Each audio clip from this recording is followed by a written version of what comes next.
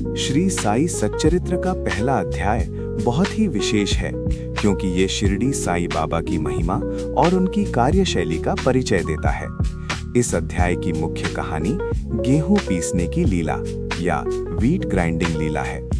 यहाँ इस अध्याय की विस्तृत कहानी और उसका महत्व दिया गया है। 1. गेहूं पीसने का दृश्य। एक दिन सुबह सुबह जब शिरडी के लोग अभी जाग ही रहे थे, साईं बाबा मस्जिद यानी द्वारका माई में उठे। उन्होंने अपना चेहरा धोया और फिर एक अनोखा काम शुरू किया।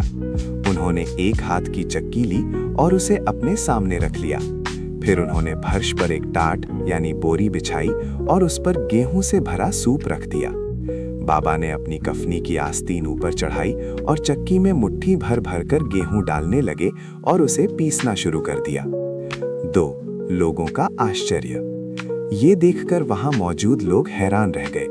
वे सोचने लगे कि बाबा तो फकीर हैं, उनका कोई घर बार नहीं है, कोई बाल बच्चा नहीं है और वे भिक्षा मांगकर अपना पेट भरते हैं। फिर उन्हें इतने सारे आटे की क्या जरूरत है?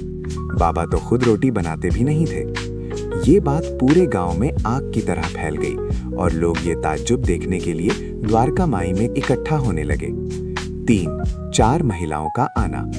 भीड़ में से 4 निडर महिलाएं आगे आईं। उन्होंने सोचा कि बाबा बुढ़े हो गए हैं, उन्हें अकेले पीसते देख उनका मन पसीज गया। उन्होंने बाबा को चक्की से हटाया और खुद पीसने के लिए बैठ गईं। पीसते समय वे बाबा की लीलाओं और महिमा के गीत गाने लगीं। बाबा ये देखकर मुस्कुराए और चुपचाप बैठे रहे। जब सारा गेहूं पिस गया तो महिलाओं के मन में थोड़ा लालच आ गया। उन्होंने सोचा कि बाबा अकेले हैं, वे इतना आटा क्या करेंगे, वे ये आटा हमें ही दे देंगे। यही सोचकर उन्होंने आटे को 4 हिस्सों में बांट लिया और अपनी टोकरियों में भरने लगी।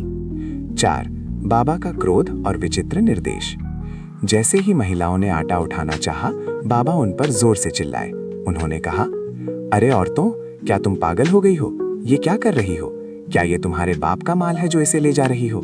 जाओ, इस आटे को ले जाकर गांव की सीमा यानी मेड़ पर बिखेर दो।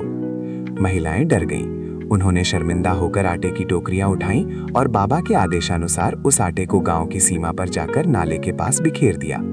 5. चमत्कार। महामारी यानी हैजा का अंत। शुरुआत में किसी को समझ नहीं आया कि बाबा ने ऐसा क्यों करवाया। लोग कहने लगे कि बाबा ने अन्न की बर्बादी की है, लेकिन बाद में इसका असली कारण सामने आया।